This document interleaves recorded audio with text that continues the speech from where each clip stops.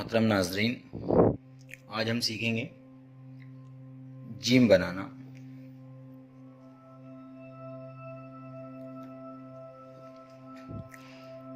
Gym बनाने के लिए जीम की जो चोंच है, मैं एक बार पहले जीम बना देता हूँ फिर बताता हूँ। जीम की ये चोंच जो है ये एक कट की होती है। जीम की चोंच, उसके बाद उसका ये सर, चोंच ये एक कद की होती है और सर जो है ये 1.5 कद का होता है।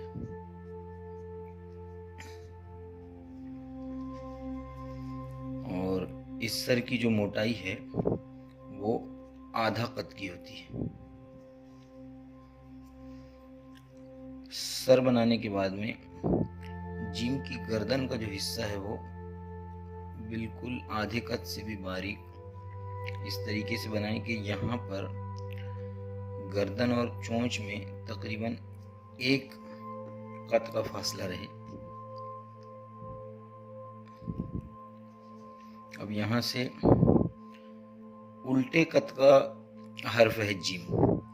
जीम का जो दामन है, उल्टा जो दायरा बनाना होता है उसको दामन कहते हैं। इसे उल्टे कद के ऐसे ऐन और जीम, ये जो 2 हर्फ हैं, ऐन गैन जीम वगैरह, ये उल्टे कद के हरूफ हैं। अब यहाँ से इसका दामन बनाना शुरू करेंगे हम।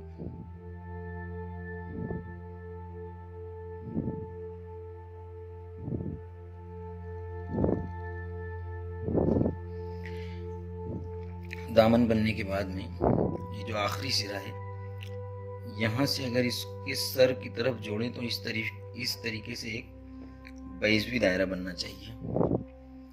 दामन का ये जो फासला है ये तकरीबन 3.25 कद का होता है। 3.25 कद का, 4 कद का, ये 3.25 कद का दामन और नुक्ता इस तरीके से।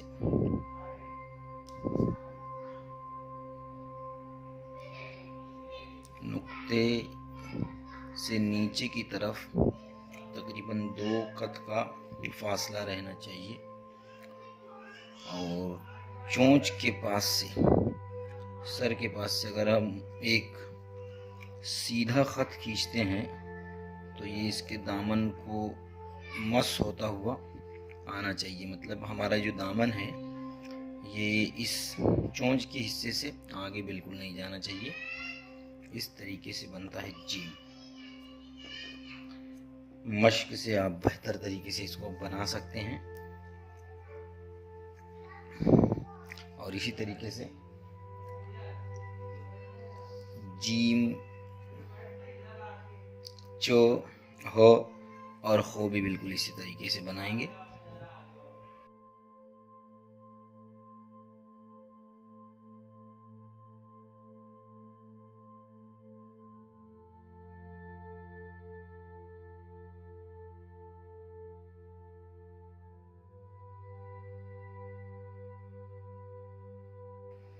देखिए आप कि गर्दन का जो हिस्सा है ये हमको कलम की जो नोक है उसकी मदद से बनाना चाहिए।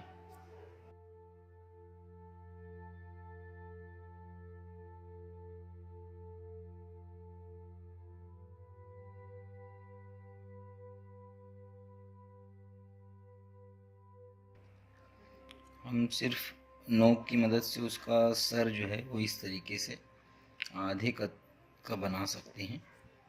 अगर इब्तिदा में हमको कलम से आधे कद का ये सर बनाने में अगर कोई दिक्कत होती है तो आप सिर्फ कलम की नोक से जो है जीम का सर इस तरीके से बना सकते हैं और बाद में फिर खाली जो जगह है उसको कलर से या स्याही से पूरा मुकम्मल कर दें। और बिल्कुल ऐसे ही जीम की ये गर्दन नोक के हिस्से से बनाएं और दामन जब शुरू करें तो हमारा पूरा कद, अब ये कद घूम कर जब ऊपर जा रहा है तो यहाँ से ये बारीक होता चला जाएगा इस तरीके से। आखिरी सिरे से गर्दन के पास अगर हम इसे बनाए तो ऐसे बैजवी दायरा बनना चाहिए।